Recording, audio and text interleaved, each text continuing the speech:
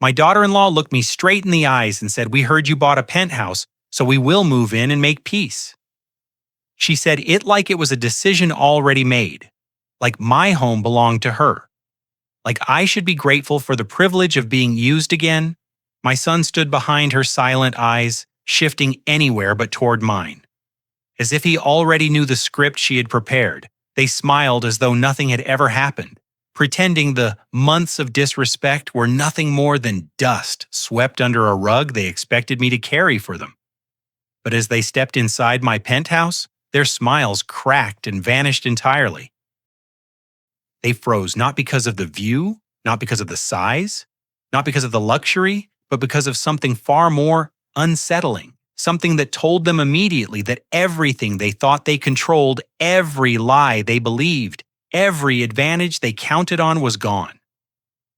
In that instant, they realized they had walked into a place built on truth, not manipulation, and that for the first time the power in this family no longer belonged to them. And as they stood there, stunned, unable to speak, they had no idea that what awaited them would turn their confident smirks into fear that the peace they claimed to want would become the last excuse they would ever use. And that by the end of this story, every secret they tried to bury would rise. And every plan they made against me would collapse in front of them, stay with me. Because what happened next is something they never imagined and something they will never forget. My name is Roland Pierce. I am 70 years old, a retired civil engineer who spent 4 decades building bridges and highways across the Northeast. I lost my wife Margaret 2 years ago to cancer, and since then, I have lived alone in the penthouse. She always dreamed of owning Sunday mornings used to belong to Margaret. She would stand by the window with her coffee, watching the city wake up below, telling me how the light at that hour reminded her of the first apartment we shared when we were young and foolish and so in love we couldn't see straight. Now I stand in her place holding her photograph instead of her hand, talking to her the way I've done every morning since the funeral. Some people might call that grief. I call it marriage. 43 years doesn't end just because one of us stopped breathing. I set the photograph back on the mantel and picked up the small watering can I keep beside the orchids. Margaret loved orchids. She said they were stubborn flowers, the kind that refused to bloom unless you treated them exactly right. I never had the patience for them when she was alive. But I learned after she was gone. Funny how death teaches you things love never. Could the orchids sat in a row along the windowsill, their petals white and delicate catching the morning light. I watered each one carefully, speaking to them the way Margaret used to, telling them they were beautiful, telling them to keep growing.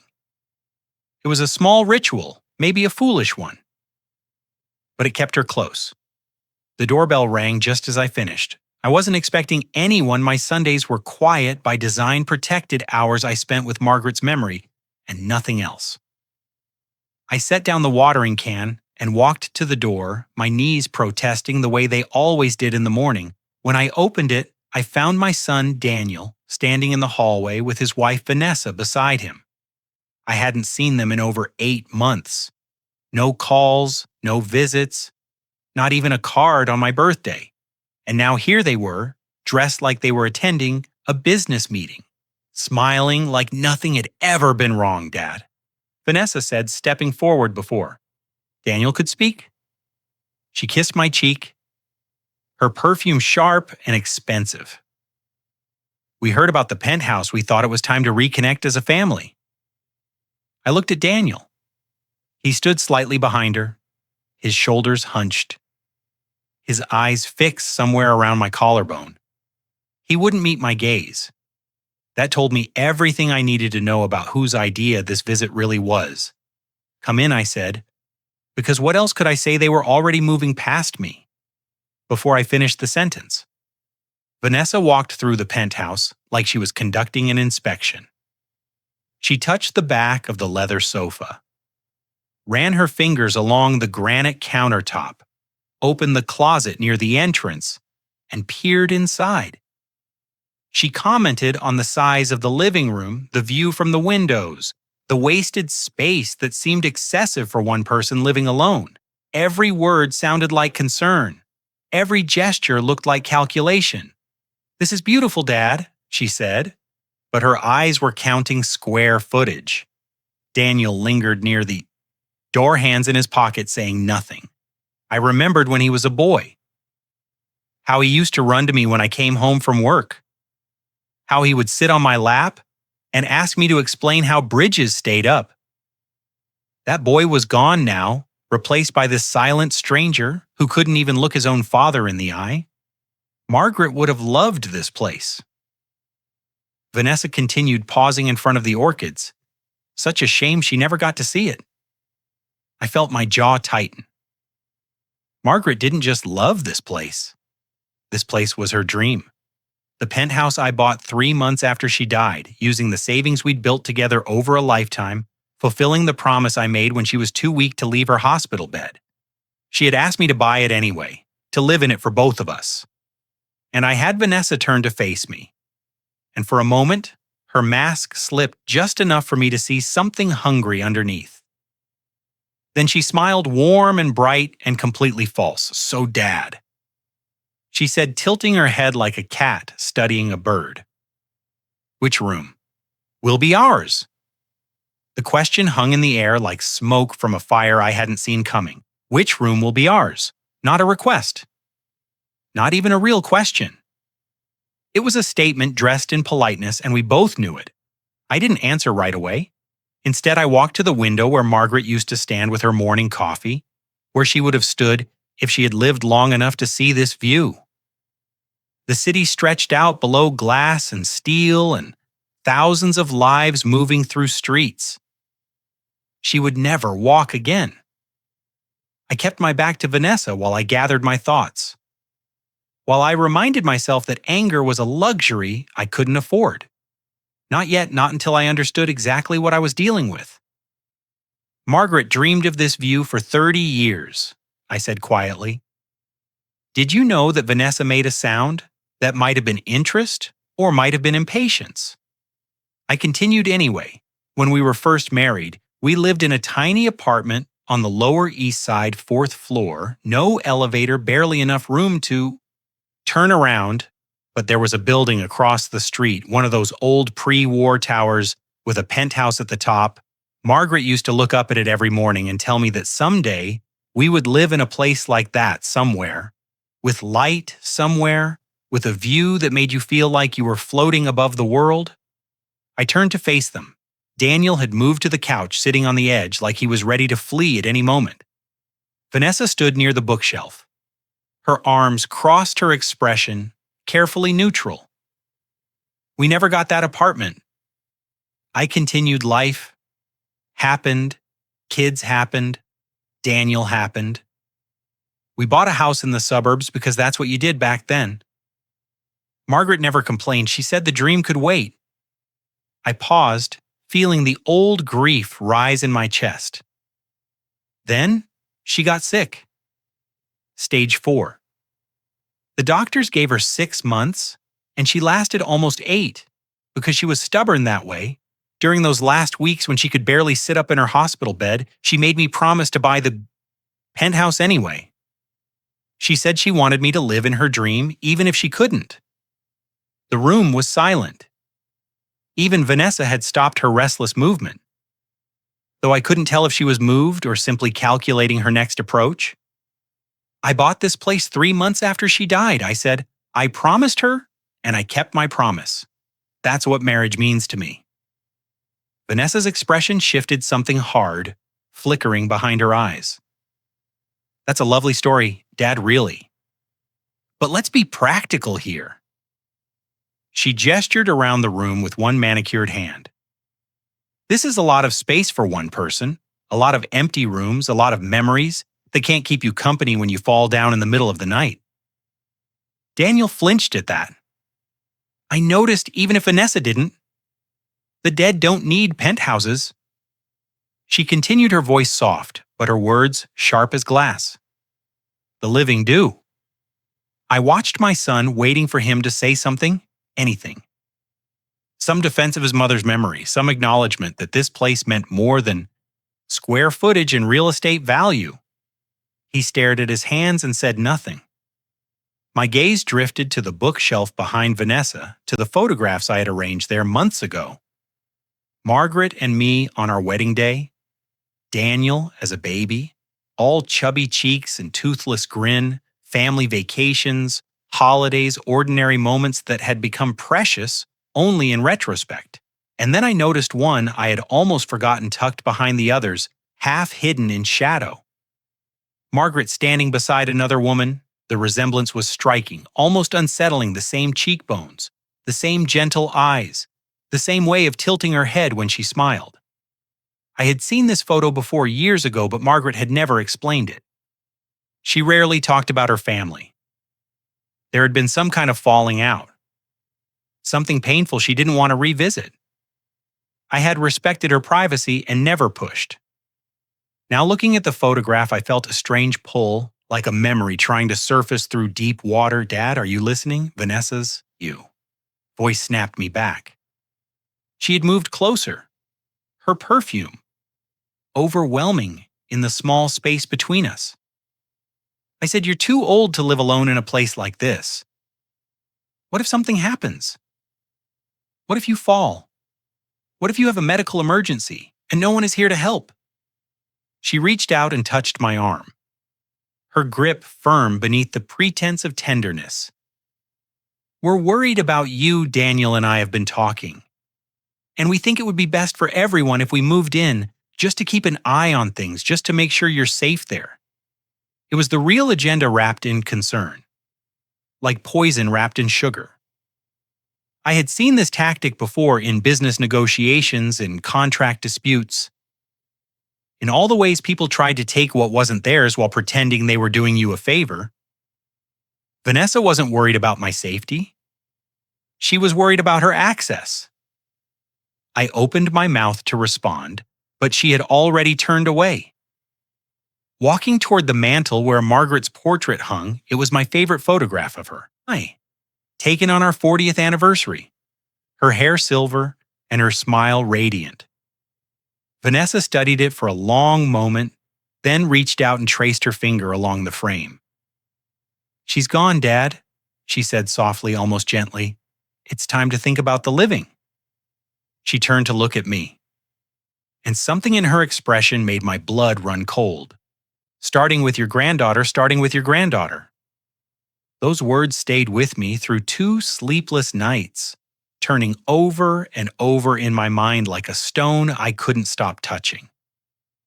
Olivia was 9 years old, bright and curious, and completely innocent of whatever game her mother was playing. The thought of Vanessa using her as leverage made something cold settle in my stomach. But I told myself to wait to listen, to let them show me exactly what they wanted before I decided how to respond. They came back on Tuesday afternoon, this time with a folder.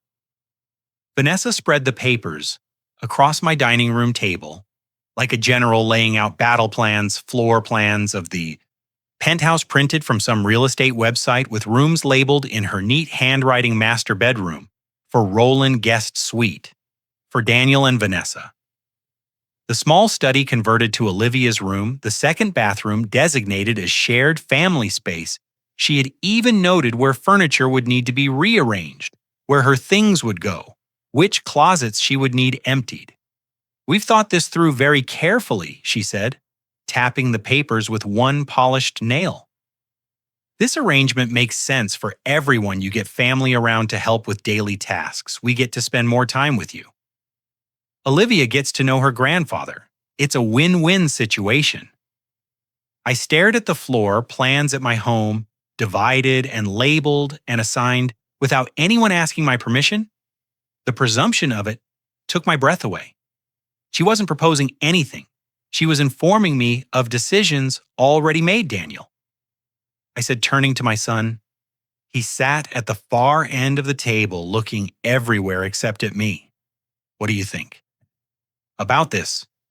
He shifted in his chair, glancing at Vanessa before answering. I think it could work, Dad. And honestly, We could use the help right now. Things have been trailed off. Searching for words that wouldn't reveal too much. Things have been what another glance at Vanessa, her expression had gone very still. Tight, Daniel finally said financially. We got behind on some credit cards, and the mortgage has been a struggle since I changed jobs. There was an investment opportunity last year that didn't pan out the way we expected. He tried to smile, but it came out crooked, almost pained nothing. We can't handle just a rough patch. I watched Vanessa watching him. Her eyes had narrowed just slightly, and I recognized the look. It was a warning, a silent command to stop talking before he said something she couldn't control. Daniel must have recognized it too, because he fell silent immediately, his shoulders drawing in like a child expecting to be scolded. The point is, Vanessa said smoothly, stepping in, to fill the gap. We're family helps each other, and you shouldn't have to worry about any of this. Dad, the finances, the logistics, the details that's for us to handle. She smiled, warm and confident and utterly false. I know how to take care of elderly family members. Trust me, I've done this before.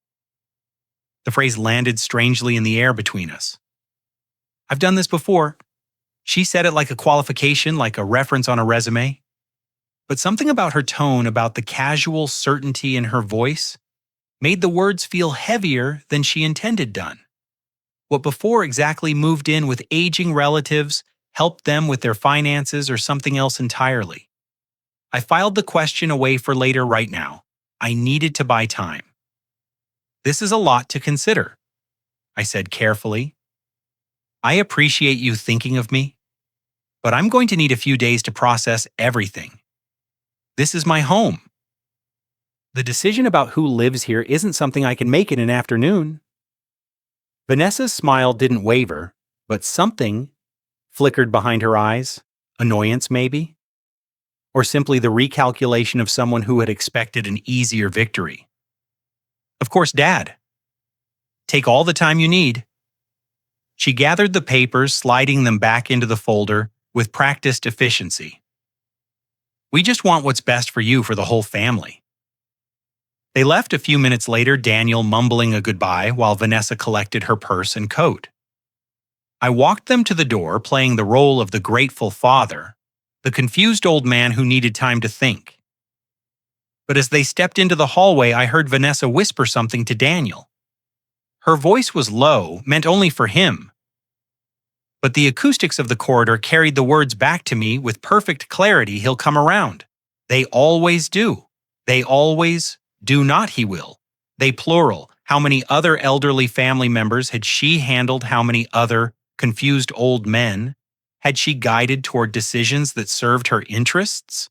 The question burned in my mind, demanding answers I didn't yet have. Vanessa turned back one hand on the elevator button, her smile bright and harmless. Oh, and Dad.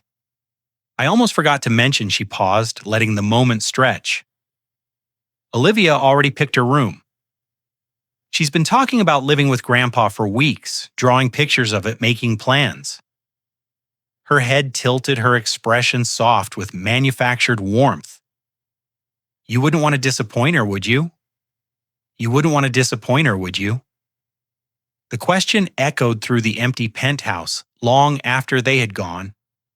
I stood at the window, watching the sunset over the city, watching the lights come on in 1,000 windows below, and I thought about my granddaughter Olivia, with her mother's dark hair and her father's gentle eyes. Olivia, who still believed the world was a place where people said what they meant and meant what they said. She had no idea she was being used as a bargaining chip in a game she didn't know existed. 2 days passed. I slept poorly, ate less, and spent hours sitting in Margaret's chair trying to think my way through the maze Vanessa had constructed around me. Then, on Thursday evening, my phone rang with a video call. Olivia's face filled the screen before I could prepare myself. Grandpa, her voice was pure joy, uncomplicated and bright. Mommy said I could call you. She said you might have good news about the room. My heart contracted. She was so happy. so completely innocently happy about something that had never been real, a promise made without my knowledge or consent. Hey, sweetheart. I managed forcing warmth into my voice. It's so good to see you. I drew you a picture. She held up a crayon, drawing the colors bright and chaotic. See, that's the penthouse, and that's my room. I made the walls purple, because purple is my favorite. Mommy said I could paint them if you say yes. She bounced in her seat, practically vibrating with excitement. Can I paint them? Grandpa, can I? I looked at the drawing, at the crooked purple rectangle she had labeled Olivia's room in wobbly letters, and something inside me cracked. This wasn't fair. None of this was fair. She was 9 years old, and she had been told a story that might never come true, and when it didn't, she would blame me. Vanessa had made certain of that. We'll see, sweetheart, I said carefully. There's still a lot to figure out, but Mommy said it's almost decided. Olivia's face clouded with the first hint of doubt. She said, you just need a little more time to get used to the idea. She said, you're lonely, and we're going to help you not be lonely anymore. Lonely, the word, stung more than it should have. Was that how Vanessa had framed this to her daughter? Poor, lonely grandpa, rattling around in his big, empty penthouse, desperate for company. The manipulation was so elegant, it almost impressed me. Mommy teaches me about money all the time. Olivia continued, her mood brightening again as children's moods do. She says, someday we'll have a big house just like yours, Grandpa. She says smart people know how to get nice things. I felt my smile freeze. Smart people know how to get nice things. It sounded like a lesson. Something repeated and reinforced until it became truth. What else was Vanessa teaching her? That's nice, sweetheart, I said, keeping my voice neutral, and Mommy has a plan. Olivia's eyes went wide with the importance of sharing a secret. She calls it the family plan. She says when we move in with you, everything is going to be better. She says, Olivia. Honey, let me talk to Grandpa for a minute. Vanessa's voice came from somewhere off-screen, smooth and interrupting. A moment later, she appeared behind Olivia. Her hand settling on the girl's shoulders, her smile perfectly calibrated. Sorry about that, Dad. You know how kids are. They hear bits and pieces and make up their own stories. She laughed lightly, but her eyes were watchful. Assessing Olivia's, why don't you go finish your homework? I'll let you say goodbye in a minute. But I wasn't done telling Grandpa about homework first. The words were gentle, but the grip on Olivia's shoulders tightened just enough to communicate something. The camera couldn't quite capture. Go on, Olivia's face fell. But she obeyed, disappearing from the frame with a mumbled, "Bye, Grandpa." I heard a door close somewhere in the background. Vanessa's smile widened once we were alone. She's so excited about this arrangement. I hope you're not thinking of disappointing her children. Remember these things you know. They remember who kept their promises and who didn't. She ended the call before I could respond. Her face vanishing from the screen, leaving me staring at my own reflection in the darkened glass. I sat motionless for a long time, the phone heavy in my hand. Mommy's plan. The family plan, smart people know how to get nice things. The phrases circled in my mind, like vultures waiting for something to die. I had dismissed them as childish repetition, the meaningless echoes of adult conversation filtered through a 9-year-old's understanding. But what if they weren't meaningless? What if Olivia had repeated exactly what she had been taught? My phone buzzed with a text message. I looked down, expecting another photo from Olivia, another piece of the pressure campaign Vanessa was constructing. Instead, I saw a name I hadn't expected: Samuel Briggs, my attorney, a man I trusted with my most important documents, a man who had helped Margaret and me plan our estate over 2 decades of careful, methodical work. The message was brief. Roland, we need to talk. I found something concerning about your estate documents. Can you come to my office tomorrow? This shouldn't wait. I read the words 3 times, feeling the temperature in the room drop with each repetition. Something concerning this shouldn't wait. Samuel was not a man given to alarm in 30 years. I had never heard urgency in his voice or seen it in his correspondence. Whatever, he had found it was serious enough to break that pattern. I looked up from my phone to the photograph of Margaret on the mantel, her face frozen in that moment of 40th anniversary happiness. Then I looked at the spot where Vanessa had stood 2 days ago, tracing her finger along the frame, talking about the living and the dead. And for the first time I saw her clearly, not as a difficult daughter-in-law, not as a woman with boundary issues or an aggressive personality. I saw her as something far more dangerous, something that had been hiding in plain sight for years. A predator wearing a family mask, patient and calculating, waiting for the right moment to strike. Samuel Briggs had been my attorney for 30 years. In all that time, I had never seen him look the way he looked. When I walked into his office the next morning, his face was drawn.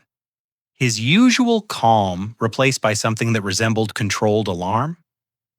He stood when I entered, shook my hand with both of his, and gestured toward the chair across from his desk without any of the small talk that usually preceded our meetings. "Thank you for coming so quickly," he said, settling back into his seat. "I wish this were a social visit." "Your message didn't sound like a social visit." He nodded, reaching for a manila folder on his desk. "It's not Roland. I need to show you something and I need you to stay calm when you see it." "Can you do that for me?" The question itself was alarming. Samuel had guided me through contract disputes, property negotiations, and the most painful legal work of my life when Margaret was dying. He had never asked me to stay calm before showing me a document. Whatever was in that folder, it was bad. Show me. I said. He opened the folder and slid a single sheet of paper across the desk. I recognized the format immediately. A durable power of attorney form, the kind that grants someone the legal authority to manage another person's finances and make decisions on their behalf. My name was printed at the top as the principal. Below it, in the space designated for the appointed agent, was Vanessa's name. "I don't understand." I said slowly. "I never signed this. I know you didn't." Samuel pointed to the signature line at the bottom of the page. "Look closely at the signature. Tell me what you see." I leaned forward, studying the scroll that was supposed to be my name. At first glance, it looked authentic. The loops, the slant, the way the letters connected, someone had studied my handwriting carefully. But the more I looked, the more I noticed the small inconsistencies. The R was too rounded. The D leaned slightly in the wrong direction. The pressure of the pen varied in places where my hand would have been steady. "It's a forgery." I said the words, tasting like ash in my mouth. "A sophisticated one." Samuel agreed, good enough to fool a casual observer, maybe even a notary who wasn't paying close attention, but not good enough to fool someone who knows your signature as well as I do. He tapped another line on the document. "There's more. Look at the witness signature." I looked the name written there made my stomach drop. Daniel Pierce, my son, had witnessed this document.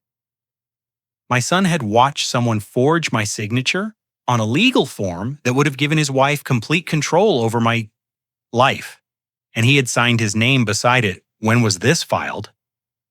My voice sounded distant, like it belonged to someone else 3 months ago. It was submitted to the county clerk's office along with a stack of other routine paperwork.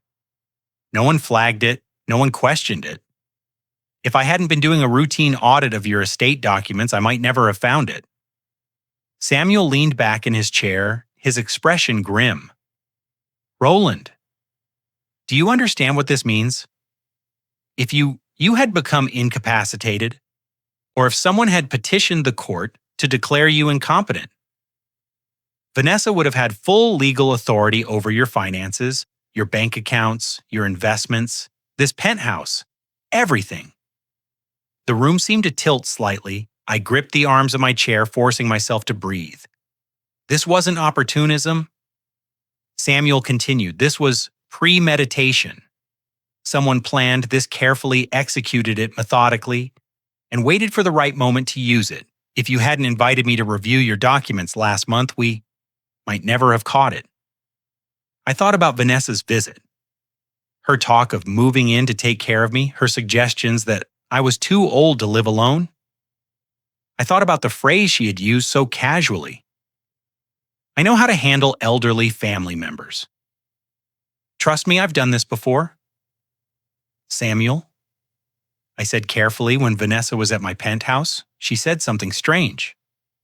She said she had done this before, taking care of elderly family members at the time. I thought she was just being arrogant. But now Samuel's frown deepened. He pulled the document closer, studying the forged signature again with renewed intensity. This technique, he murmured almost to himself, the way the letters are constructed, the specific errors in the pressure patterns, I've seen something like this before. He looked up at me. There was a case from Ohio about 15 years ago. Elder financial exploitation.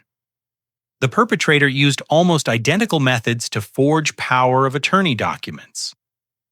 The case was settled out of court and the records were sealed. But I remember the details because it was such a textbook example of predatory behavior. He reached for his computer, let me pull some records. If there's a connection we need to know about it. I sat in silence while he typed my mind, racing through implications I wasn't ready to face. Vanessa had been part of my family for 12 years. She had been at holiday dinners, birthday parties, Margaret's funeral. She had held my hand and told me she was sorry for my loss. And all that time she had been waiting, planning, preparing to take everything I had. There's one more thing, Samuel said, looking up from his screen. Something I should have told you sooner, but the timing never seemed right. He hesitated, choosing his words carefully before Margaret passed. She came to see me alone. She was already very sick, but she was lucid. Determined, she asked me to do something for her after she was gone. What did she ask? She asked me to contact someone for you. When the time was right, her sister, a woman named Grace Walker. Samuel watched my face as he spoke, gauging my reaction.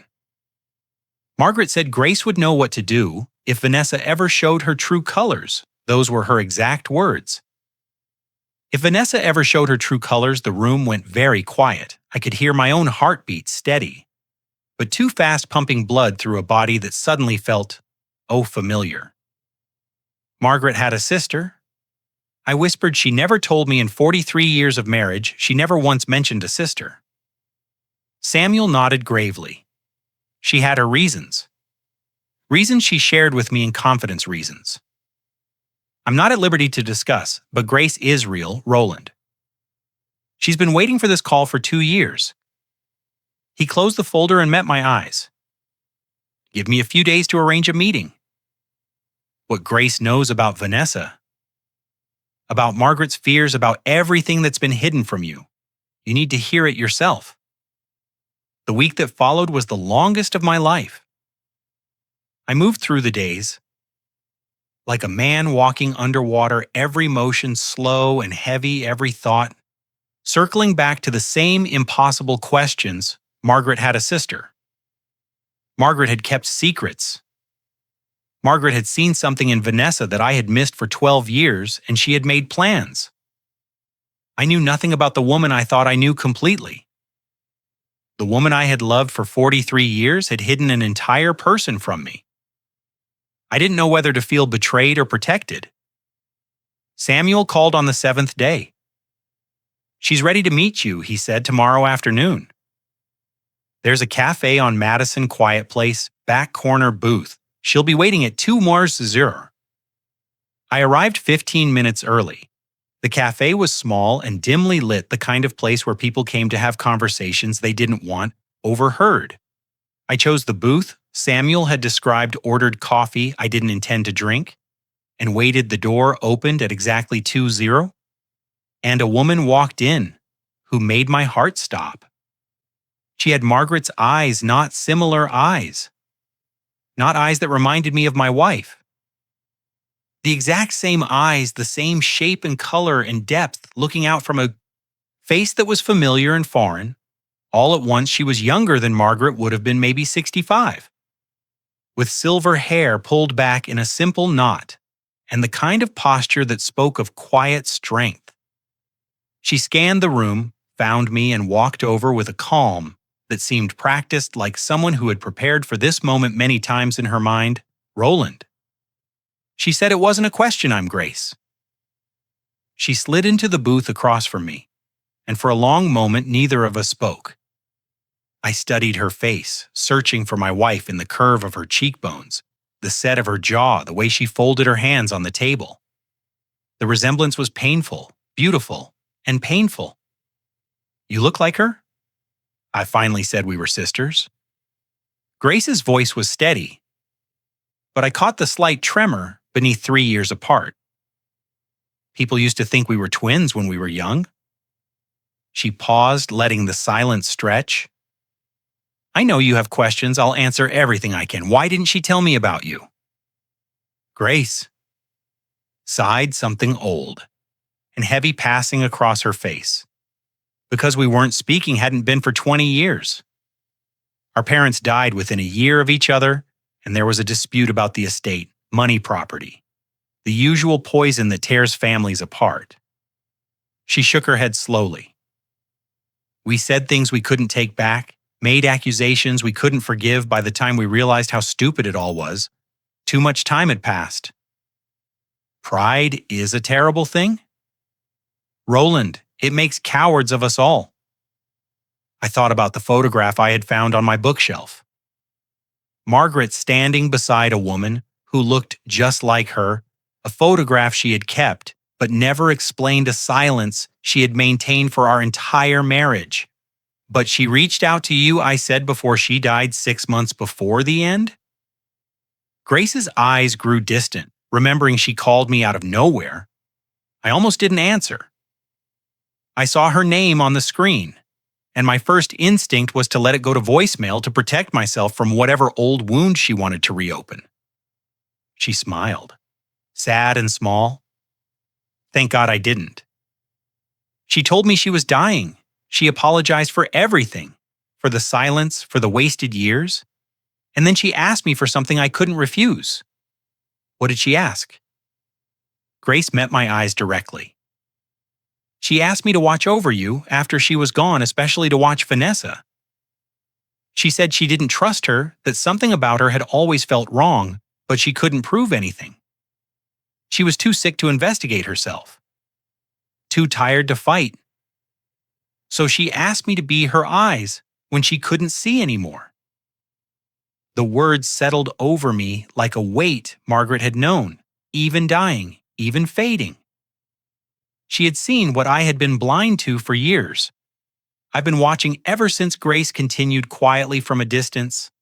I started going to the same church as Vanessa, shopping at the same grocery stores, learning her patterns, her habits, the way she talked to people when she thought no one important was listening. She paused. I know that sounds strange, maybe even obsessive, but Margaret asked me to wait until you needed help, and I didn't want to interfere. Before then, you had your grief, you had your own process. I didn't think it was my place to insert myself into your life until the moment was right. And now Samuel tells me there's a forged power of attorney with your name on it. Now Vanessa is pushing to move into your home. Now the moment is right. Grace leaned forward, her expression sharpening. Roland. Margaret always told me the penthouse was just the tip of the iceberg she planned for everything she set up protections. You don't even know about yet. She just didn't live long enough to tell you herself. I felt something shift in my chest. A strange mixture of grief and gratitude. Even from beyond the grave, Margaret was still trying to protect me, still fighting battles I couldn't see. There's something else, Grace said, her voice dropping lower. Something I've been waiting 2 years to tell you. She reached into her purse and pulled out her phone, setting it on the table. Between us at Margaret's funeral, while you were receiving condolences near the casket, a woman approached me. She didn't know who I was. She thought I was just another mourner, a stranger she could talk to without consequence. My throat tightened. Vanessa. Grace nodded. She started a conversation, asked me questions about the family, about Margaret's finances, about what she might have left behind. She was fishing for information, testing how much an outsider might know. Grace's jaw hardened. But I wasn't a stranger and I wasn't unprepared. I had my phone recording in my pocket the entire time she tapped the screen, and I saw a file saved with a date from 2 years ago, the date of Margaret's funeral. What she said to me that day? Grace continued, her eyes locked on mine. "We'll change everything you think you know about her. Are you ready to hear it? Are you ready to hear it?" The question hung between us, heavy, with the weight of everything that was about to change. I looked at the phone on the table at the file dated the day we buried my wife, and I realized that ready was beside the point. Some truths don't wait for readiness.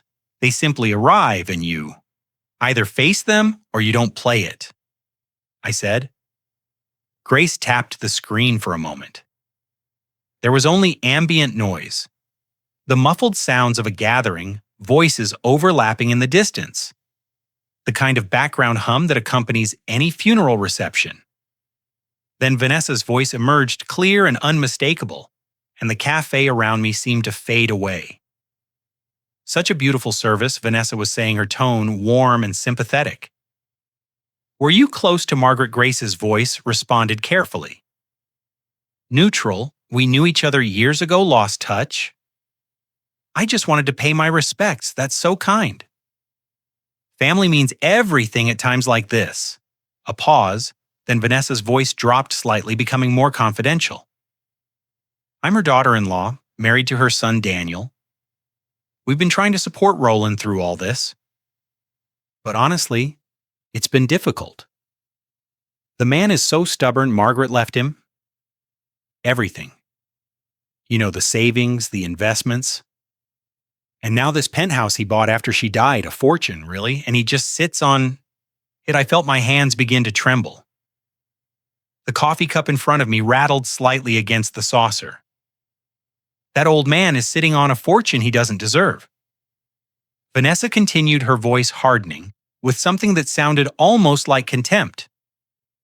"Margaret was always soft on him. Let him make all the decisions, control all the money. She should have planned better. Someone who actually knows how to use money should have it. People like him just waste it until they die." The words hit me like physical blows that old man doesn't deserve. Wasted until they die. She was talking about me as though I were already gone, as though my life was merely an inconvenient delay in her plans. The casual cruelty of it was worse than any direct insult could have been. This wasn't anger or frustration. This was calculation. This was someone who had already written me off as an obstacle to be removed. "The whole situation is just so unfair," Vanessa's recorded voice went on. "Daniel and I worked so hard and we're barely getting by. Meanwhile, Roland has more money than he could spend in 3 lifetimes, and he won't share a penny of it. He talks about honoring Margaret's memory. But what about honoring her family? What about taking care of the people who are still alive?" Grace tapped the screen again, and the recording stopped. The cafe sounds rushed back in the clink of cups, the murmur of other conversations, the ordinary noises of a world that had no idea what I was going through. "I'm sorry," Grace said quietly. "I know that was hard to hear." I couldn't speak. My throat had closed around something sharp and bitter, a feeling I couldn't name. Betrayal. Yes, anger certainly. But underneath it all was something worse. A sick realization that I had welcomed this woman into my home, into my family for 12 years. I had trusted her with my son, with my granddaughter, with the memory of my wife. And she had been waiting the whole time, watching me like a vulture. Watch as a wounded animal patient and hungry the way she talked, Grace. Continued her voice steady, but her eyes watchful on my face.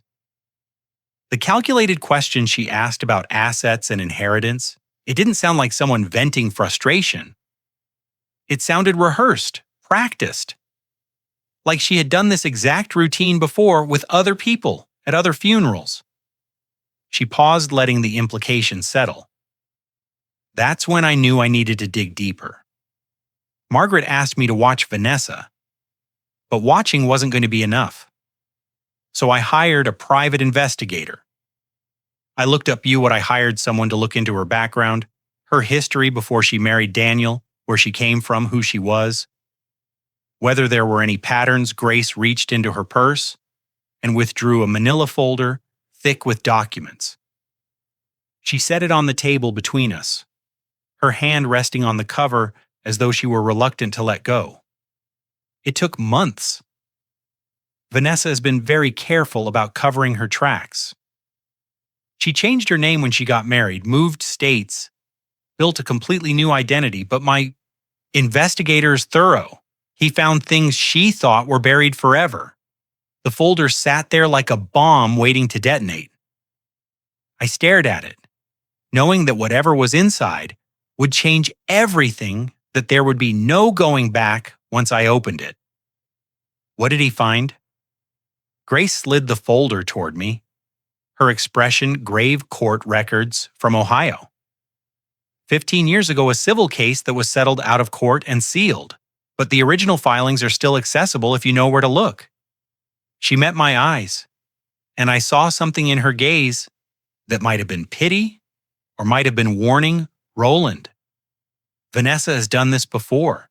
The same pattern, the same techniques, an elderly man with money, a forged power of attorney, a family torn apart by manipulation.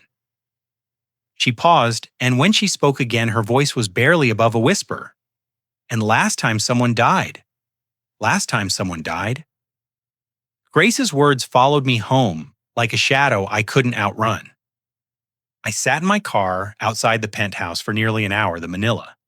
Folder unopened on the passenger seat, unable to make myself go inside the building that had once represented Margaret's dream. Now felt like a fortress under siege, its walls holding secrets. I was only beginning to understand when I finally climbed out and took the elevator up. The silence of the apartment pressed against me like a physical weight. I didn't open the folder that night. I wasn't ready. Instead, I went to the small desk in the corner of the bedroom where I kept important papers. The place where Samuel had stored the documents Margaret left behind. Among them was an envelope I had never opened, cream-colored and sealed with her careful hand. My name written across the front. In the handwriting I knew better than my own, she had given it to Samuel 3 weeks before she died, with instructions that I should read it. When the time was right for 2 years, I had told myself, the time wasn't right, that I wasn't ready. That the grief was still too fresh now. I understood that I had been waiting.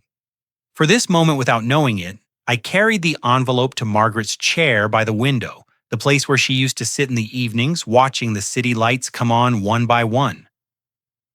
I turned on the small lamp beside it, settled into the cushion that still held the faint shape of her body, and broke the seal. Her handwriting filled the page, familiar and intimate. The same script that had written me love notes and grocery lists and birthday cards for 4 decades. But there was something different about these words. They were written by a woman who knew she was dying, who was trying to reach across the boundary of death to protect someone she would soon leave behind. My dearest Roland. The letter began, and I had to stop already, my throat tightening around the sound of her voice in my head. If you're reading this, something has happened with Vanessa. I don't know what form it will take, but I know it will come. I've watched her for years. Roland, the way she looks at our home, our savings, our life. Together, it's not love. It's not even greed exactly. It's calculation, cold and patient, and utterly without conscience. I couldn't prove it. I had no evidence, nothing I could point to and say, look, here is the danger. But I felt it in my bones, the way you feel a storm coming before the clouds appear. She is waiting for something, and whatever it is, it will not be good for you. I read the words twice, 3 times, feeling the truth of them settle into my chest. Margaret had seen even through the fog of illness, even while her body was failing her. She had seen what I had been blind to for over a decade. I've tried to prepare, the letter continued. I've asked Grace to watch over you after I'm gone. I know you'll be surprised to learn about her. I'm sorry I kept her from you. Our estrangement was my shame, and I didn't want it to become yours. But she is good, Roland. She is loyal, and she will help you when the time comes. I've also asked Samuel to protect the assets, to make sure the legal safeguards are in place. He knows what to do. The next paragraph made my breath catch, but most importantly, my love, protect Olivia. That child has your kindness in her. I see it every time she laughs, every time she asks questions about the world, every time she looks at you with those trusting eyes. Don't let Vanessa poison it. Don't let her turn that little girl into what she is. Whatever else happens, whatever Vanessa takes or tries to take, save Olivia. She deserves better than the future her mother is planning for. Her tears were falling, now sliding down my cheeks and dropping onto the paper. I didn't wipe them away. They felt like the only honest thing I had left. Everything you need is in my room at the Penthouse. The letter concluded, I've prepared more than you know. Grace will help you understand when the time comes. Trust her, trust Samuel, and trust yourself, Roland. You are stronger than you think. You have always been stronger than you think.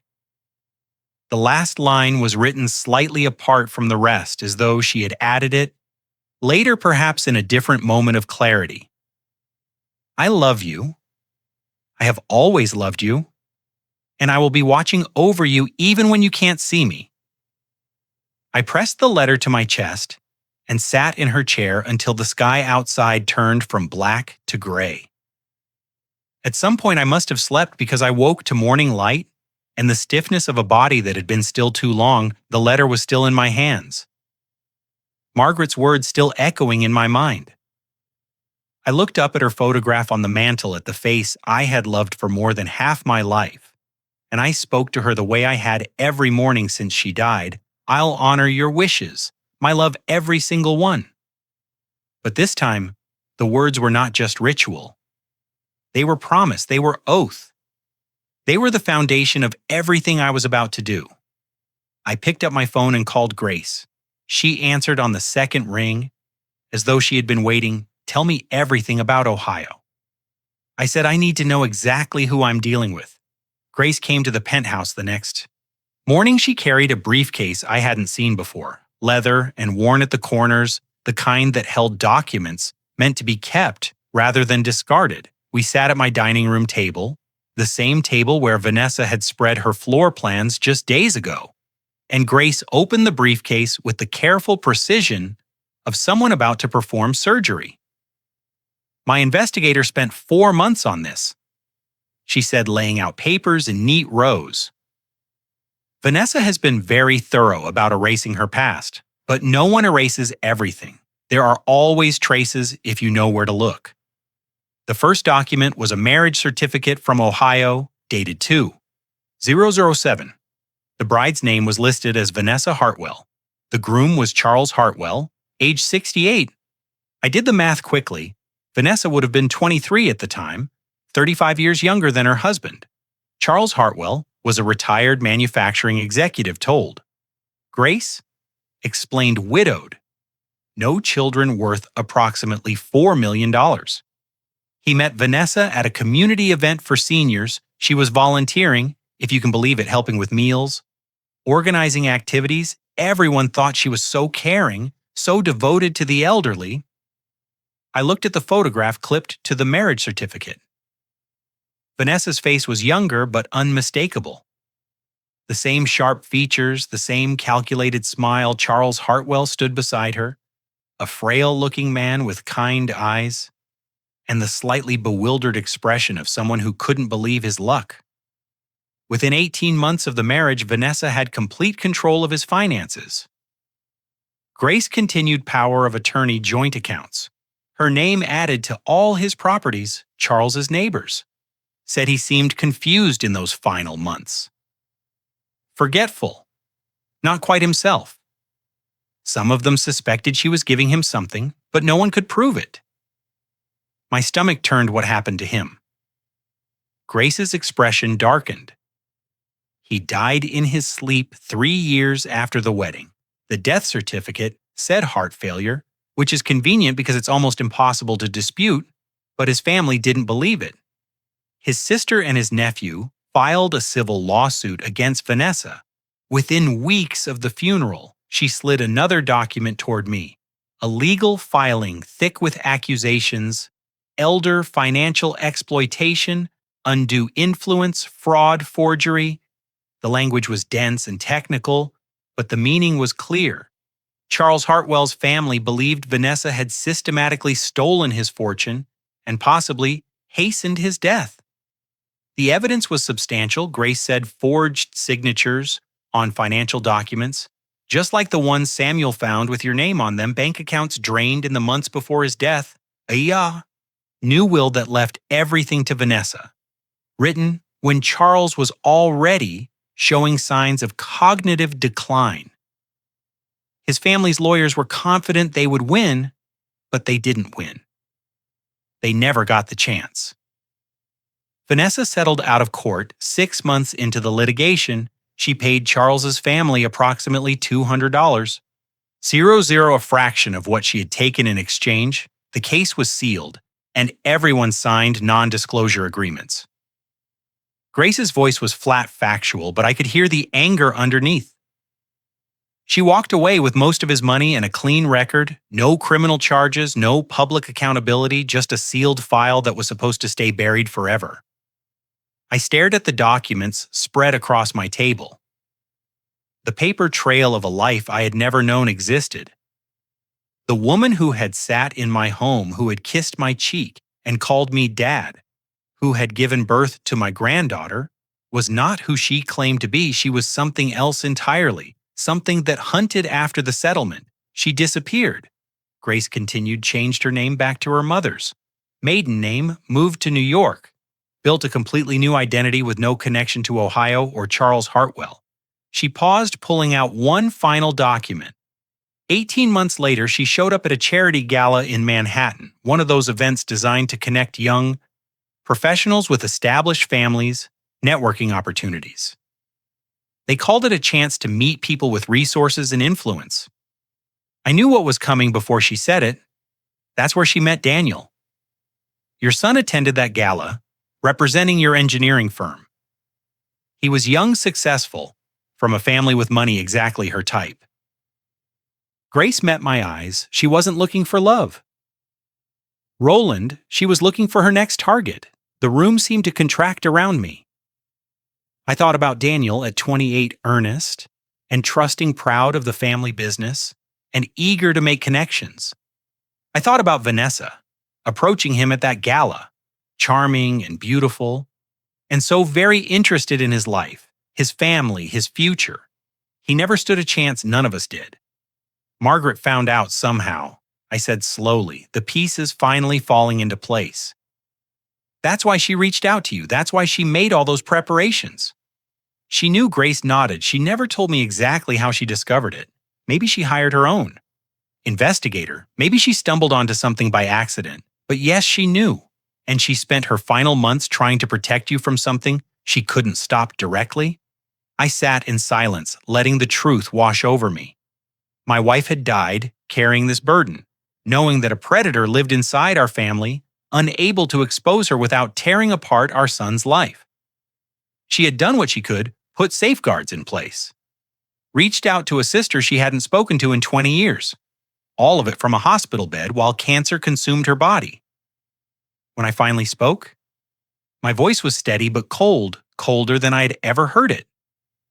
She's not just greedy.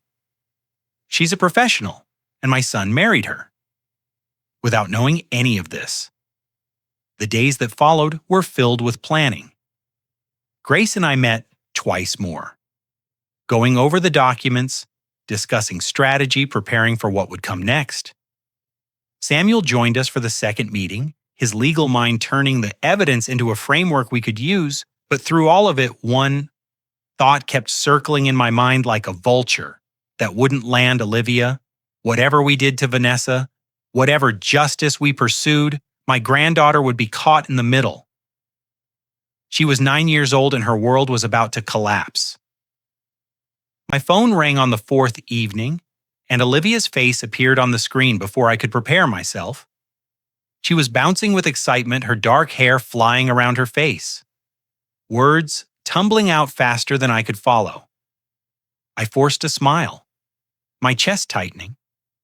Is that so, sweetheart? Yes. And Mommy says when you go to heaven, we'll live there forever and ever. She said it so brightly, so innocently, like she was describing a vacation, rather than my death. She says we'll sell your other houses too. The cabin and the one near the beach. Mommy says it's our turn to be rich. The words hit me like a fist to the stomach. Our turn to be rich, as if my life was simply a waiting period, an inconvenience standing between Vanessa and the fortune she believed she deserved, but worse.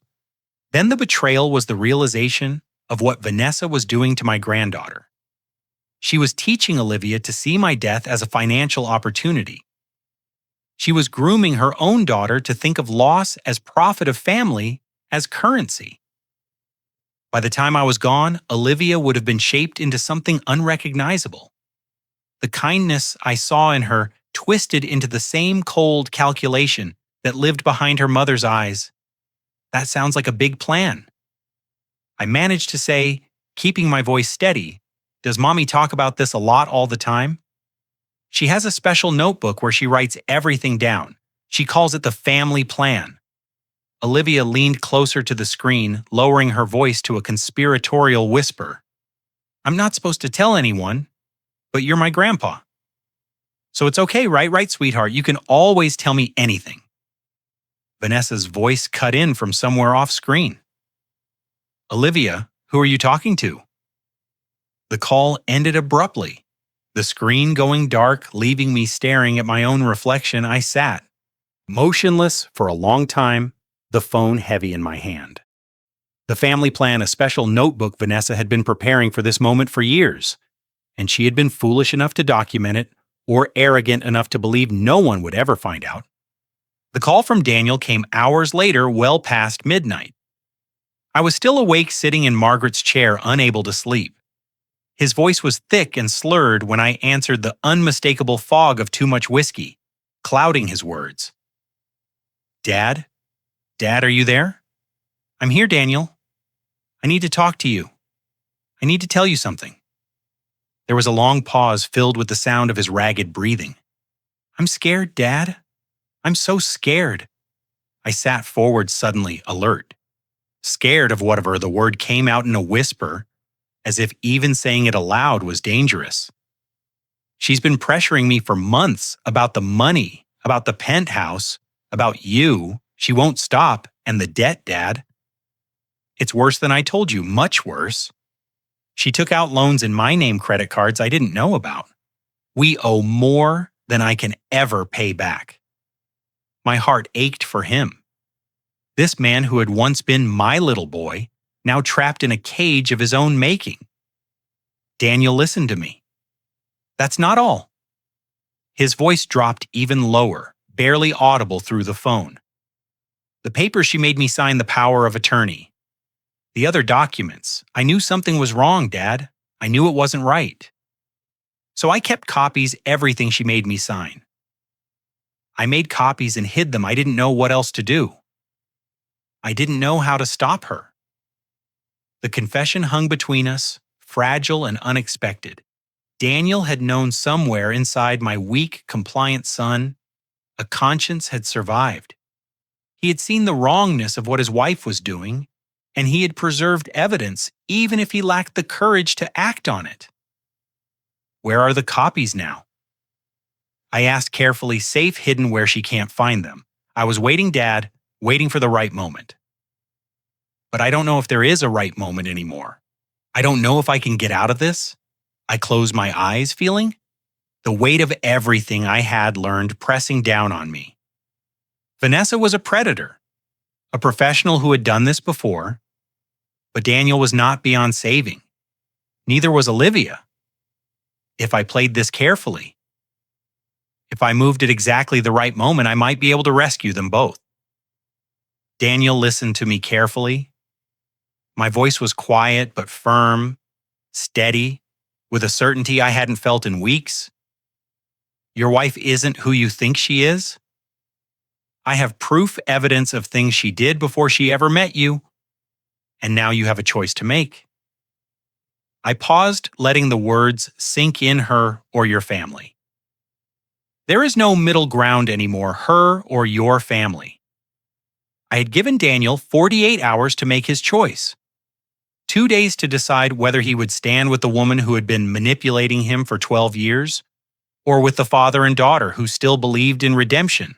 I didn't know which way he would fall. Part of me feared I had pushed too hard, that Vanessa would sense the shift in the wind and accelerate whatever plan she had been nursing. As it turned out, I didn't have to wait long to find out she came to the Penthouse the following afternoon, unannounced and uninvited. I heard the elevator doors open, heard her heels clicking across the marble floor of the hallway, and then my doorbell was ringing with the kind of aggressive insistence that demanded immediate response. When I opened the door, her face was a mask of controlled fury. "We need to talk," she said, pushing past me before I could respond. She moved into the living room like she owned it, her eyes scanning the space as though cataloging everything for future reference. Then she turned to face me. Her arms crossed her posture, radiating a threat she didn't bother to disguise. "I want the spare keys." She said, "All of them to the penthouse, to your car, to the storage unit." Everything. I closed the door, slowly buying myself a moment to settle into the calm I would need. "Why would you need my keys, Vanessa?" "Because we're family." "And family shares." Her voice was clipped. "Impatient because you're 70 years old and living alone, and someone needs to have access in case of emergency. Because I'm tired of asking nicely. And if I say no," her expression hardened, "then maybe I need to reconsider how much time Olivia spends with you, a man your age, alone in this big apartment, showing signs of confusion. It wouldn't be responsible of me to let my daughter visit unsupervised." The threat landed exactly where she intended it. She was using Olivia again, the same weapon she had deployed from the beginning, but this time, I was ready. "I'm not confused, Vanessa. In fact, I've never seen things more clearly." I walked to the desk by the window, where I had placed the forged power of attorney document. Samuel had discovered. I picked it up and turned back to face her, holding the paper where she could see it. "Can you explain this signature because it's not mine?" The change in her face was subtle, but unmistakable. A flicker of surprise quickly suppressed a brief tightening around the eyes then. The mask slammed back into place, and she tilted her head, as though examining something mildly curious. "I don't know what that is," she said smoothly. "It's a durable power of attorney, giving you complete control over my finances. Filed 3 months ago with my signature, forged at the bottom." I kept my voice level, conversational. "Daniel witnessed it, but I never signed it. Daniel handled all of that paperwork." She waved a dismissive hand.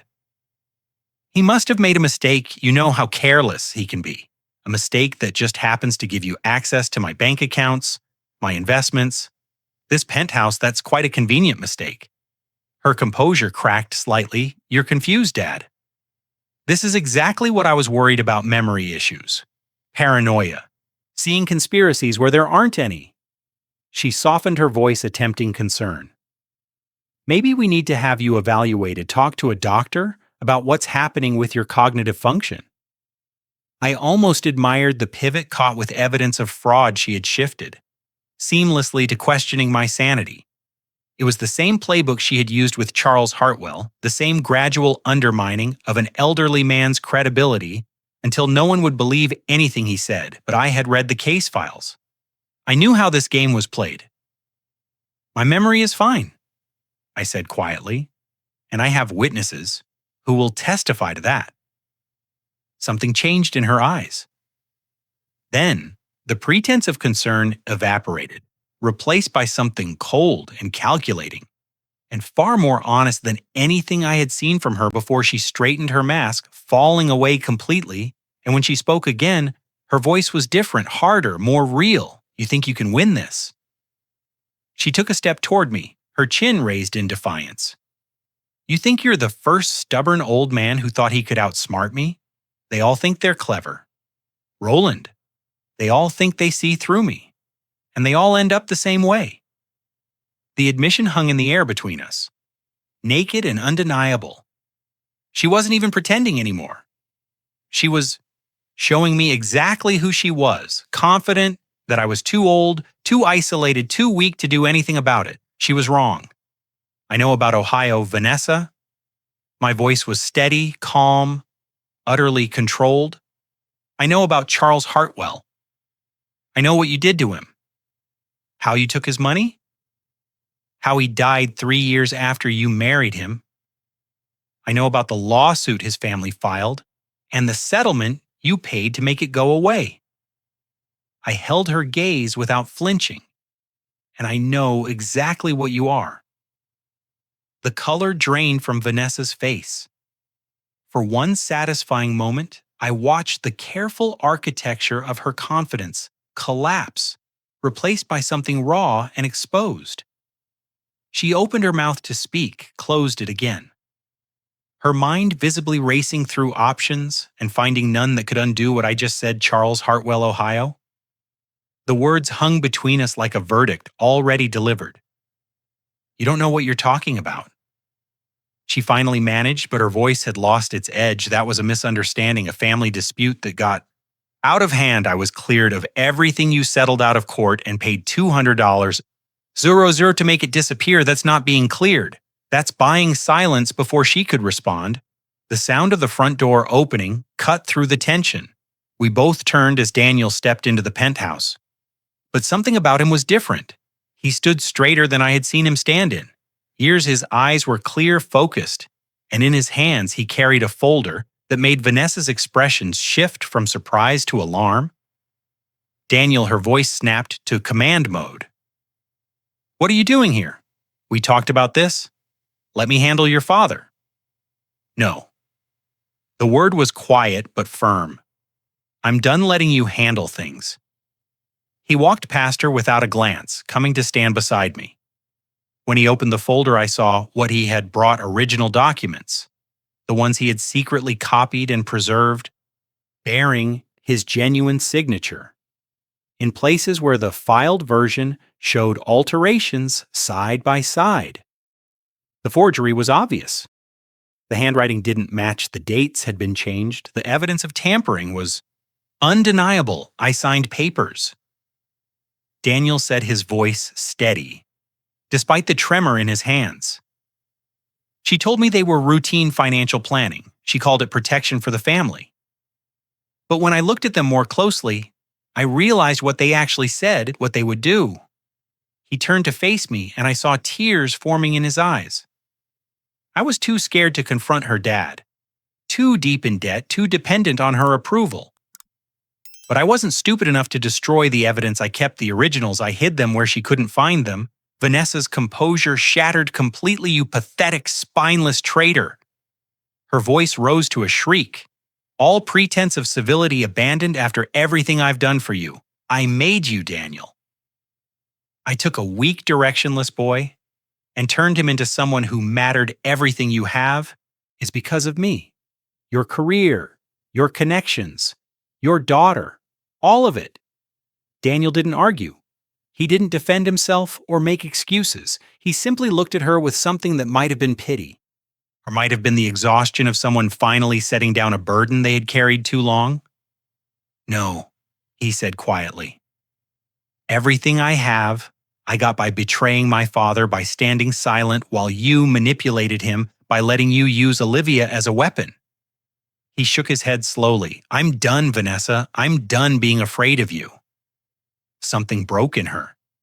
Then the calculated predator I had glimpsed moments ago gave way to something more primal, more desperate. She lunged toward Daniel, reaching for the folder, her fingers clawing at the documents that represented her undoing. Give me those, you have no idea what you're doing, you'll ruin everything. I stepped between them, catching her wrist before she could grab the papers. Her strength surprised me, fueled by panic and rage, but I held firm up close. I could see the wildness in her eyes, the absolute terror of someone watching their carefully constructed world collapse. Let go of me. She twisted against my grip, her voice rising to a scream. You can't do this. I'll destroy both of you. I'll take Olivia and you'll never see her again. I'll tell everyone you're senile, that Daniel is mentally unstable, that you've both been conspiring against me. You can try, I said calmly. But I don't think anyone will believe you. I released her wrist, and she stumbled backward, nearly falling, catching herself against the edge of the sofa. Her hair had come loose from its careful arrangement. Her makeup was smeared where tears of fury had begun to fall. She looked nothing like the polished woman who had walked into my penthouse demanding keys. She looked exactly like what she was, a cornered animal, dangerous but trapped. Daniel handed me the folder, and I held it carefully, feeling the weight of evidence that would change everything. But this wasn't the end. There was one more piece of the puzzle, one more revelation that would seal Vanessa's fate completely. This is forgery, I said, my voice measured and clear. Fraud attempted, elder financial exploitation crimes that carry serious penalties, especially given your history in Ohio. I watched her face as each word landed. But there's one more thing you haven't seen. Something Margaret left behind. Vanessa's eyes widened for the first time. I saw a genuine fear there. The fear of someone who realizes they have underestimated their opponent completely. Follow me, I said, and turned toward Margaret's room. We never made it to Margaret's room on our own. Before I had taken 3 steps, a small voice cut through the tension, like a beam of light breaking through storm clouds. Grandpa Olivia came running down the hallway, her eyes wide with excitement, her dark hair bouncing against her shoulders. I hadn't even known she was in the penthouse. Vanessa must have brought her along, perhaps planning to use her as leverage once again. But something had happened while the adults were consumed with their confrontation, something that changed everything. Grandpa found Grandma's secret. She grabbed my hand, tugging with the insistent strength of a child who has discovered something wonderful. She left us a treasure. Come see, come see. Vanessa's face went pale. Olivia, what are you talking about? What did you find? But Olivia ignored her mother, completely pulling me toward the room. At the end of the hall, Margaret's room, the one space in the penthouse that I had kept exactly as she would have wanted it, the one room Vanessa had never been allowed to enter. I had made that boundary clear from the day I moved in. And for once, Vanessa had respected it. Perhaps she sensed that pushing too hard on that particular door would have revealed too much too soon. Olivia LED'd me inside, and I saw immediately what had happened. A painting on the far wall, one of Margaret's favorites, hung crooked on its hook behind it. A section of the wall had swung open on hidden hinges, revealing a small safe built into the structure itself. I had lived in this penthouse for 2 years without knowing it existed. Margaret had kept her secrets well. I was talking to Grandma. Olivia explained, pointing to the photograph of Margaret on the dresser. I told her about the fighting. I asked her to help make everyone stop being angry. She looked up at me with those trusting eyes, and then I bumped the picture on the wall by accident, and it moved, and I found the treasure. Do you think Grandma heard me? Grandpa, do you think she showed me where to look? My throat tightened. I think she did, sweetheart. I think she's been watching over us the whole time. Vanessa pushed into the room behind us, Daniel following close, her eyes fixed on the open safe with an expression of dawning horror. What is that? What's in there? I approached the safe. Slowly, my heart pounding inside, arranged with Margaret's characteristic precision, were several items, a USB drive, in a small plastic case, a thick envelope marked with legal stamps that I recognized as official trust documents. A smaller envelope addressed to Olivia in Margaret's handwriting, with instructions written below to be opened on your 18th birthday, not before. And finally, a manila folder with a label that made my breath catch, Phase 2. For Grace's eyes. Only I took out the USB drive first, turning it over in my hands. Margaret had prepared this. She had known this moment would come, had anticipated it, with the same careful planning she brought to everything she did, even dying, even fading. She had been building a fortress to protect the people she loved. There's a laptop in the study, Daniel said quietly. We can play whatever's on that drive. We gathered in the study, all of us, even Vanessa, who seemed unable to tear herself away from the unfolding disaster. I inserted the USB drive and clicked on the single video file it contained. Margaret's face filled the screen, thin and pale, clearly filmed during her final weeks. But her eyes were sharp, determined, very much alive. Roland, she began, and the sound of her voice after 2 years of silence hit me like a physical blow. If you're watching this, Vanessa has finally shown who she really is. I'm sorry I couldn't tell you sooner. I'm sorry I had to keep so many secrets, but I needed to be certain and I ran out of time. I heard Vanessa inhale sharply behind me on the screen. Margaret continued, I discovered the truth about her past. 18 months before I died, a private investigator, hired on a hunch, found records from Ohio that told me everything I needed to know. I wanted to tell you immediately, but I knew what it would do to Daniel, to Olivia, to our family. So I made a different choice. I prepared Margaret's image, leaned closer to the camera, her voice strengthening despite her obvious frailty. Everything you need to protect yourself and Olivia is in that safe. The original will and trust documents drafted by Samuel under my direction, a letter for Olivia explaining everything when she's old enough to understand, and information for Grace, my sister, who I've asked to help you when this moment came. She paused and something like a smile crossed her face. Grace will explain the rest, she knows things. Even I chose not to write down. The video continued for several more minutes. Margaret explaining legal provisions, offering advice, telling me she loved me, but I was already reaching for the trust documents, already scanning the pages with growing amazement. The penthouse was not mine to give away. It never had been.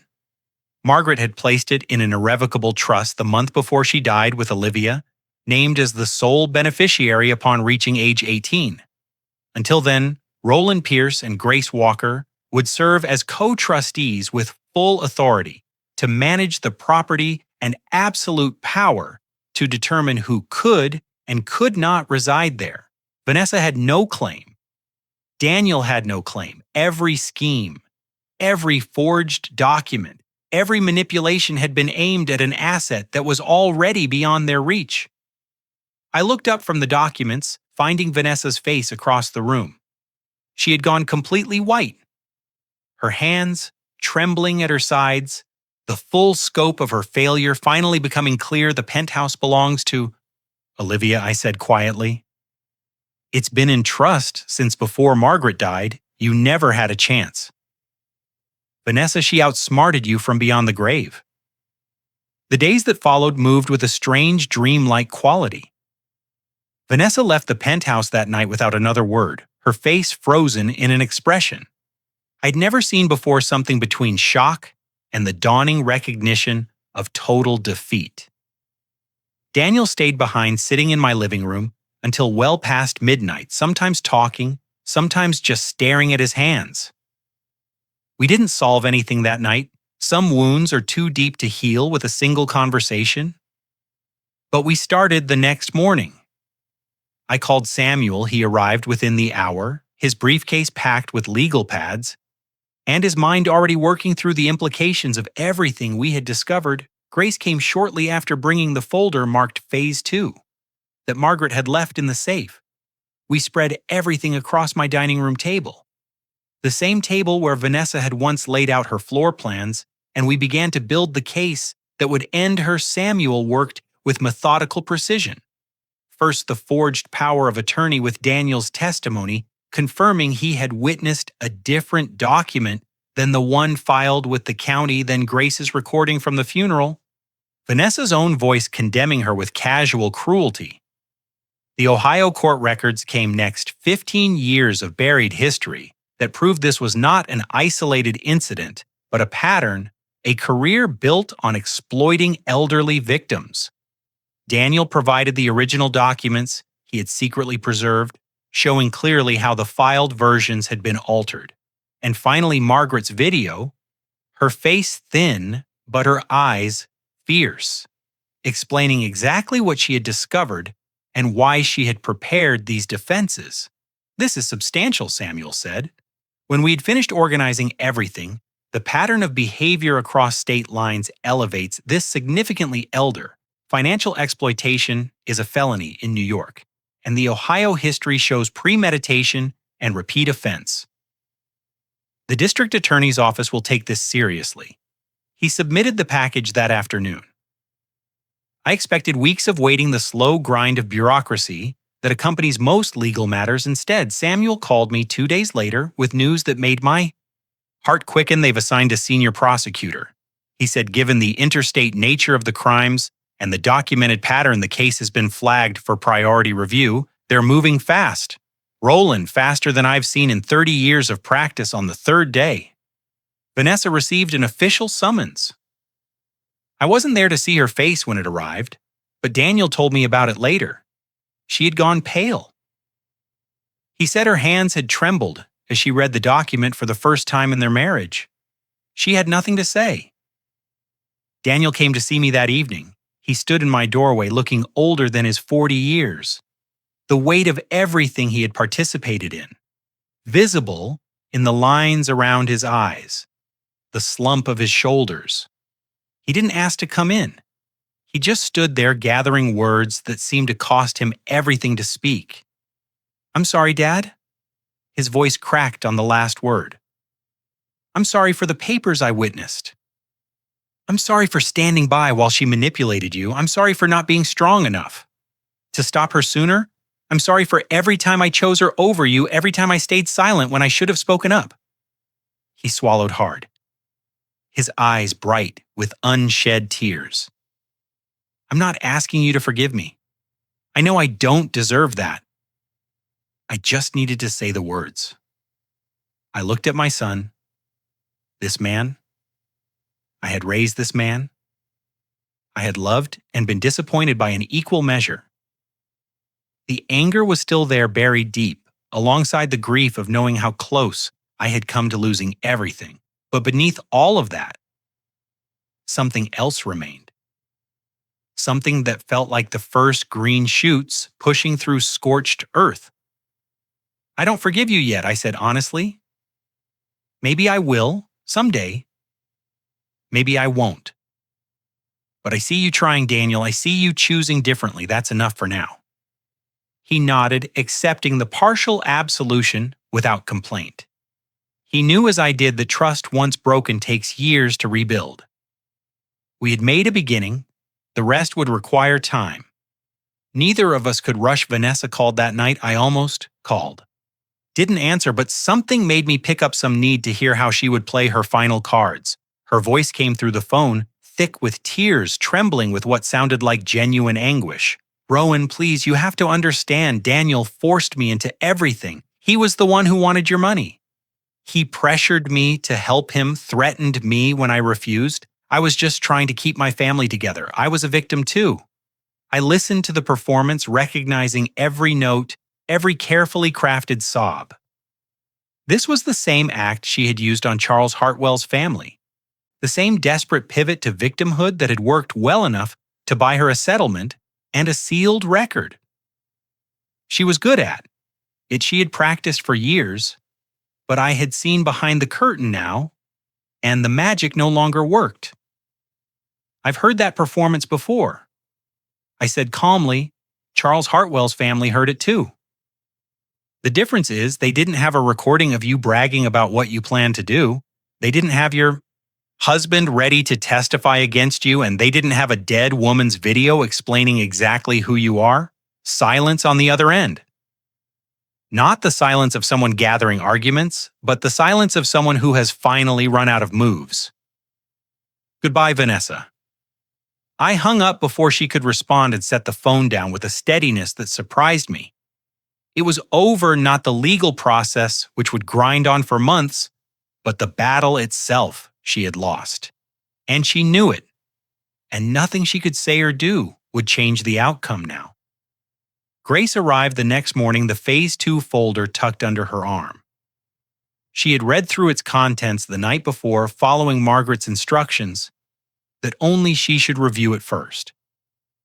Now she sat across from me at the kitchen table, her expression unreadable, the folder resting between us like a door waiting to be opened. Roland, there's one more thing Margaret prepared, she said quietly. Something I don't think even you expected. What do you mean? Grace opened.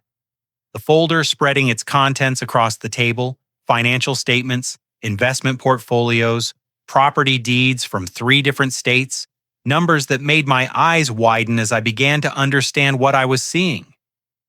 The penthouse was never the real prize. Grace set a small smile playing at the corners of her mouth. It was the bait Margaret knew Vanessa would fixate on. It knew it would become the center of her schemes, so she made it visible, prominent, impossible to ignore. She tapped the documents in front of me. Meanwhile, she built something else entirely. Something Vanessa never knew existed. I stared at the papers at the scale of what Margaret had quietly assembled over decades of careful planning. Wait until you see what she actually left, Olivia. The documents spread across my table told a story I had never known existed, Margaret. Practical, careful. Margaret had been building something extraordinary for decades, and she had done it so quietly that even I, her husband of 43 years, had no idea of its scope. Grace walked me through the portfolio piece by piece. Investment accounts opened 30 years ago, funded with small amounts that grew steadily through compound interest and shrewd market timing. Municipal bonds purchased when interest rates were high, now worth 3 times their original value. Real estate holdings in 2 other states. Modest properties bought during market downturns and rented out through a management company.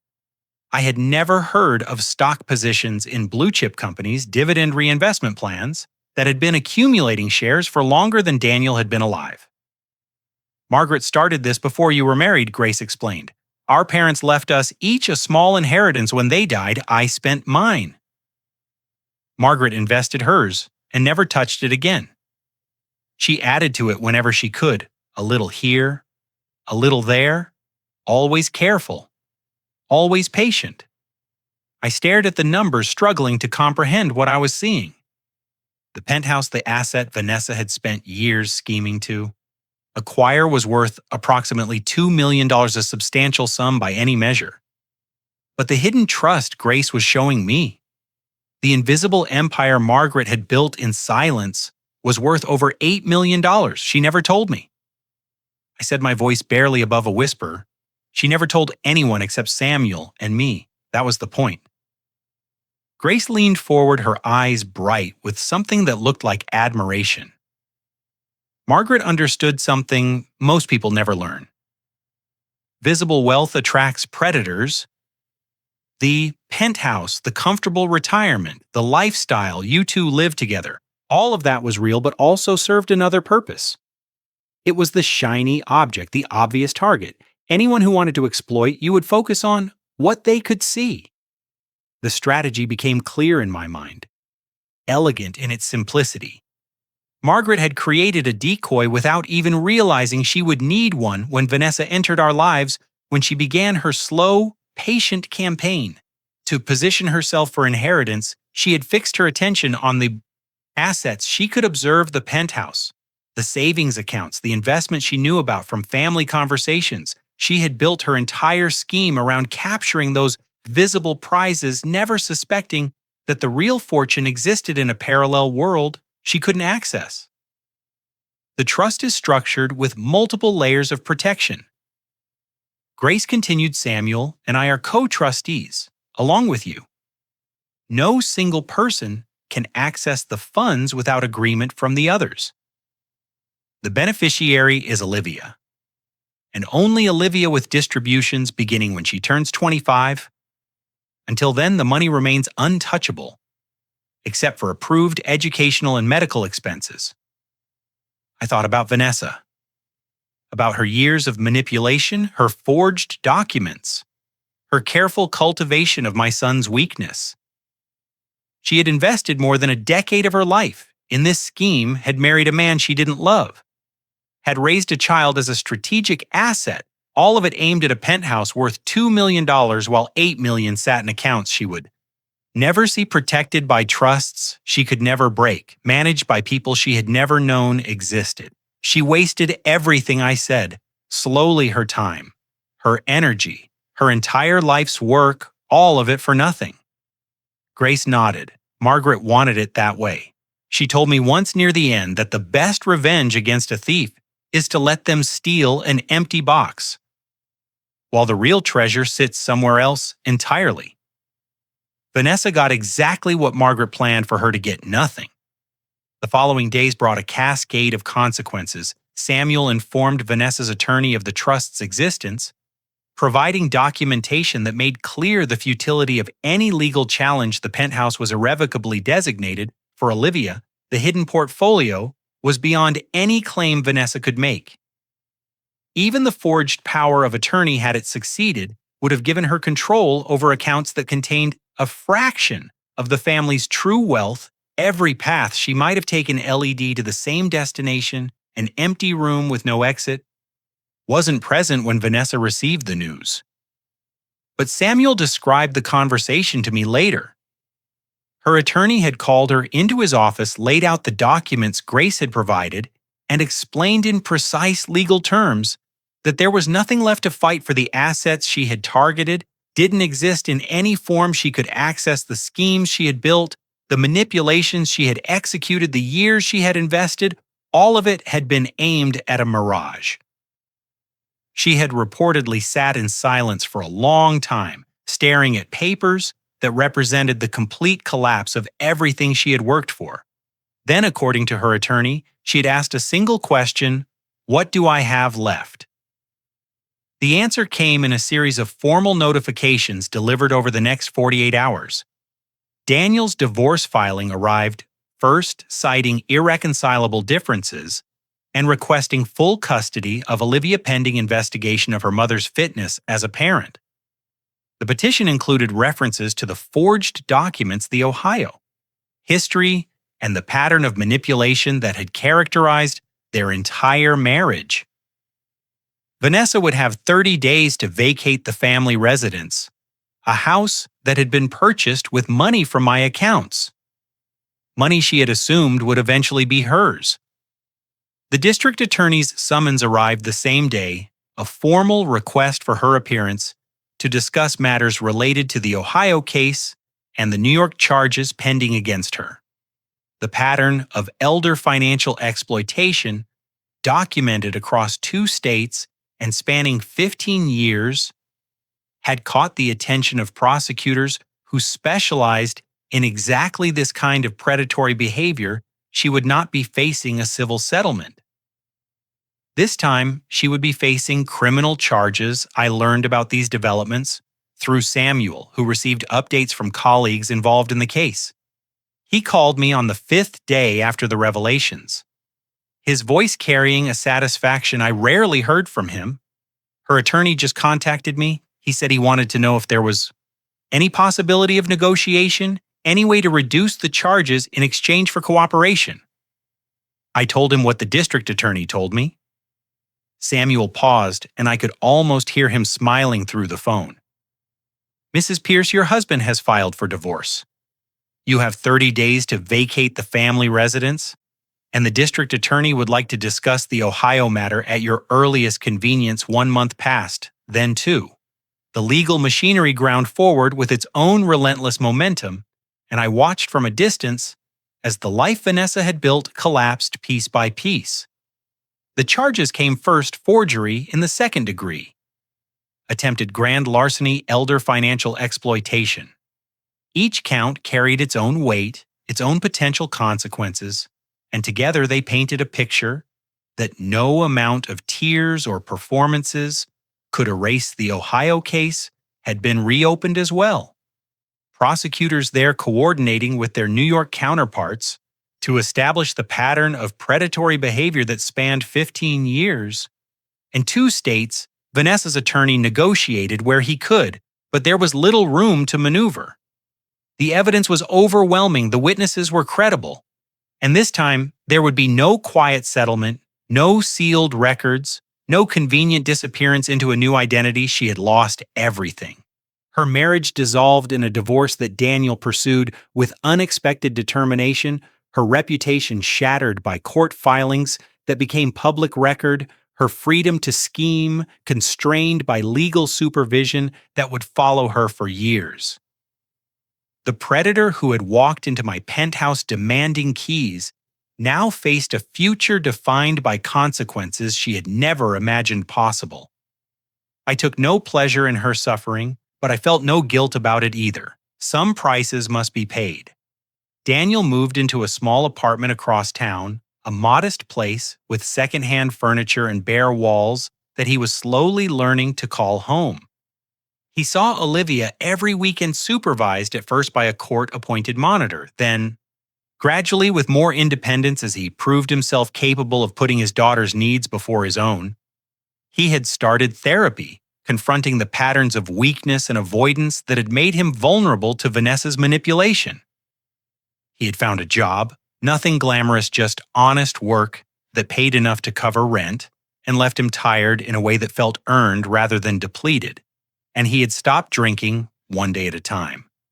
Building a sobriety that was still fragile but growing stronger. We talked every weekend now, my son and I. Not long conversations, not yet. The trust between us remained thin, easily strained, but we were both trying. And sometimes when he laughed at something, Olivia said or asked my advice about a problem at work. I caught glimpses of the boy he used to be, the boy who might still be there underneath all the damage. Olivia spent most weekends at the Penthouse. With me, children are resilient in ways adults forget their hearts capable of healing from, wounds that would scar us forever. She missed her mother, of course.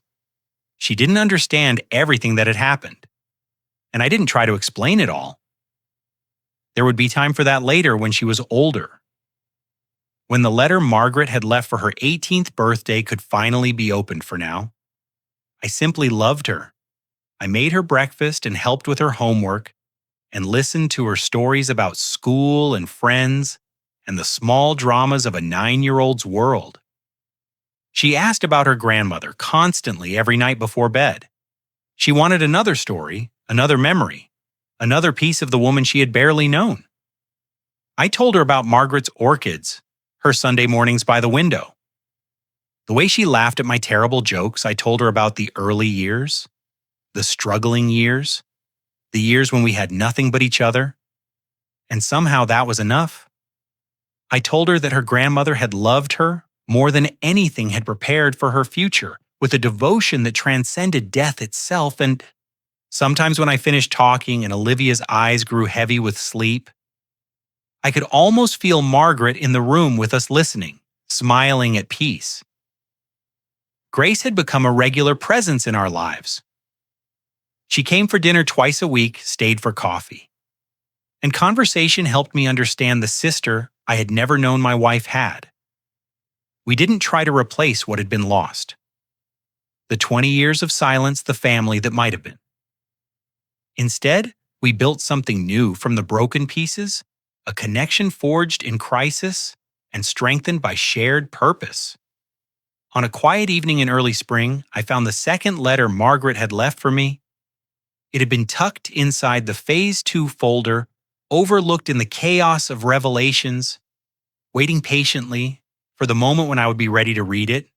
I opened it alone, sitting in her chair by the window, watching the sun sink toward the horizon. My dearest Roland, she had written. If you're reading this, it's over, you won. Not because you're clever, though you are not. Because you're strong, though. You've always been stronger than you knew you won. Because you're good. You've always been good in ways you never gave yourself credit for. That's what I loved most about you. That's what I'll always love. The letter continued for another page. Words of tenderness and farewell, but it was the final line that broke me open. Live your peace now, Roland. You've earned it earned. I sat by the window as darkness gathered outside the letter, pressed against my heart. Olivia had fallen asleep on the couch beside me, her breathing soft and steady, one hand curled beneath her cheek. Grace sat in Margaret's favorite chair, reading quietly her presence, a comfort I hadn't known I needed. The city lights flickered on one by one, a constellation of lives being lived in the gathering night. I looked at Margaret's photograph on the mantel at the face I had loved for more than half my life, and I whispered words I knew she could hear. We did it, my love. She's safe. They're all safe outside the world. Continued its turning indifferent to the small victories and quiet redemptions taking place in a penthouse high above the streets. But inside these walls, something precious had been preserved, Margaret's dream. My promise. Olivia's future. For the first time in years, I felt something I had forgotten existed: peace. Every story of betrayal carries within it the seeds of something greater. Roland Pierce did not seek revenge. He sought protection. He sought truth. And in the end, he found something far more valuable than justice. He found peace. Margaret's love reached beyond the grave to shield the people she cherished most. Her careful planning, her quiet preparations, her faith in the goodness of the man she married, all of it came together in a moment when it mattered most. She could not stop Vanessa herself, but she built a fortress that no predator could breach. That is the power of love that refuses to surrender even to death. Daniel's journey reminds us that redemption is always possible for those willing to do the hard work of change. He was weak. Yes, he made terrible choices, but when the moment came, he chose his father over his fear. He chose truth over comfort, and in doing so, he began the long road back to the man he was always meant to be.